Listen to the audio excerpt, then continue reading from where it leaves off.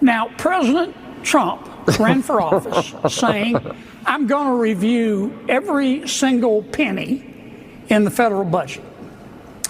Now, how are you going to review the spending in the federal budget without reviewing the spending? And that's what Mr. Musk is doing.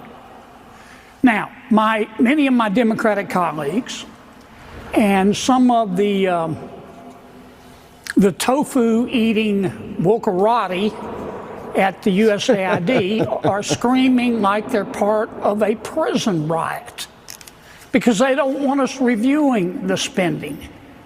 But that's all Mr. Musk is doing, and he's finding some pretty interesting stuff. To my friends who are upset, I would say with respect, call somebody who cares. They better get used to this. It's USAID today. It's going to be Department of Education tomorrow.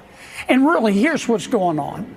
For 4 years under President Biden, the people in charge ask one simple question. Who needs to pay more in taxes? Who needs to pay more in taxes? Well, that's not the question that the Republicans and President Trump are going to ask. Our question is, what the hell happened to the money? And that's all that's going on. $520 million for consultant-driven ESG investments in Africa, $45 million to DEI scholarships in Burma. Why are your Democratic colleagues seemingly more freaked out about cutting U.S. aid?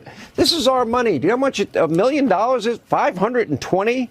I mean, we're spending hundreds of millions of dollars over the years on this madness. What are they thinking? We have $40 trillion in debt. If you notice, my Democratic colleagues and the USAID officials, they're not defending the spending.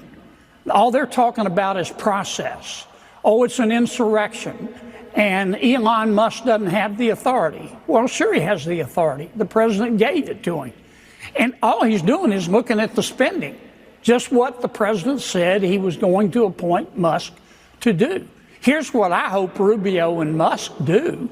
I would put together all this absurd spending into a booklet.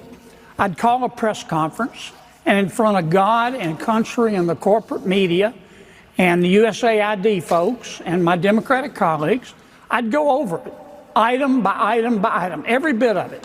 The DEI comic books, the transgender operas, the funding of gain-of-function research.